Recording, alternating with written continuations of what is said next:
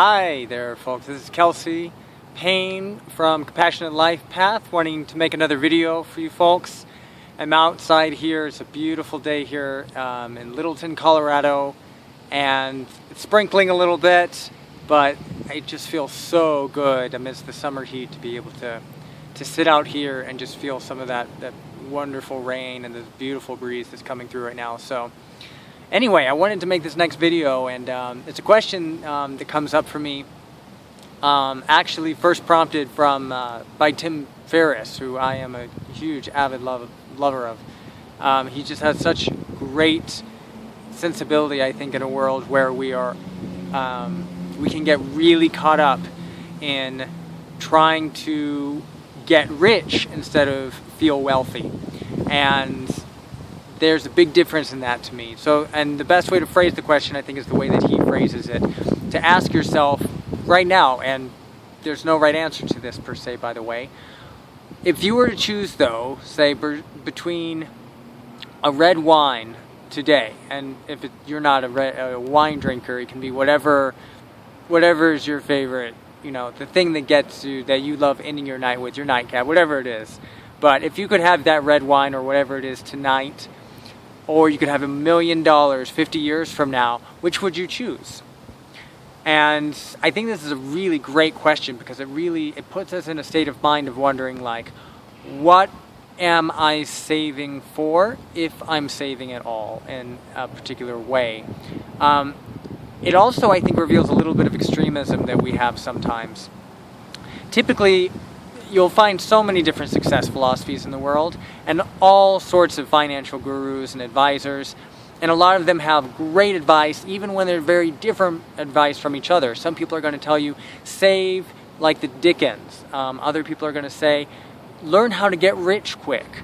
Of course, then either way, we're borderlining on some things that we really don't want in our life necessarily, or at least other people don't want.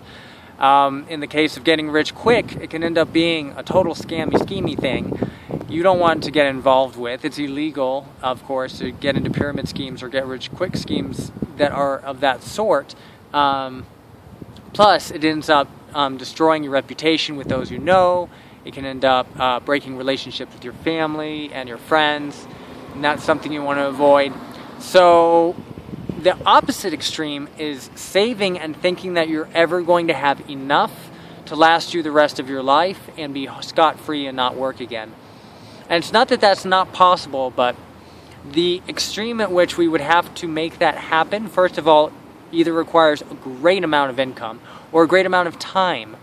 And for most people anyway, I know for most of my life, that neither of those have been very high up. There hasn't been a whole lot of either, although time freedom, thank God, a little bit more of.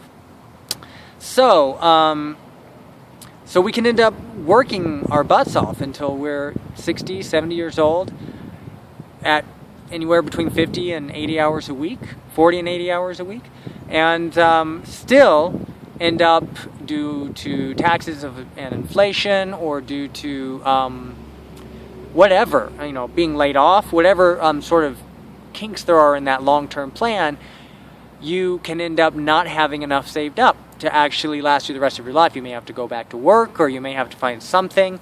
And the truth is that, who wants to do that anyway? You've also lived through the prime of your life, and now you have the rest of your life to do nothing.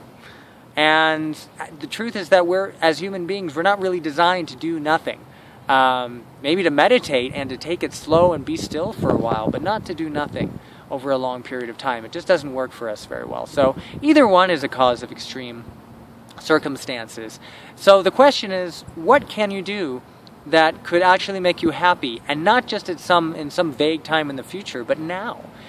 By deciding between red wine and having $1 million 50 years from now, the truth is that I think you can build towards $1 million if that's in your plans. But you can also ask the question of, why am I doing this at all? What's the point to building wealth over time? Feeling wealthy to me is not the same as getting rich. Getting rich has a purpose, especially if you're aware of why you're getting rich. It has a deeper purpose. it helps you get towards certain goals. By itself, money is nothing, right? But feeling wealthy is different. Feeling wealthy is getting to sit out here in the sun and eat in the sprinkling rain and have some saved away for a rainy day, speaking of which. But also not be so steadfastly, penny pinching to the point that you don't get to experience life. And I choose, with the exception of this this health challenge, health boost challenge that I'm going through right now, I love my red wine. I'm not going to give that up.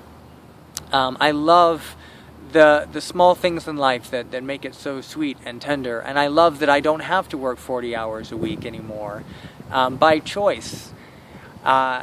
It's absolutely lovely, and I wouldn't have it any other way, and whatever has enabled me to get to that place is part of the enoughness and the abundance of that enoughness to make it worth it. In the meantime, while I'm accomplishing these sort of smaller dreams along the way, my larger dreams are still worth saving and becoming richer for.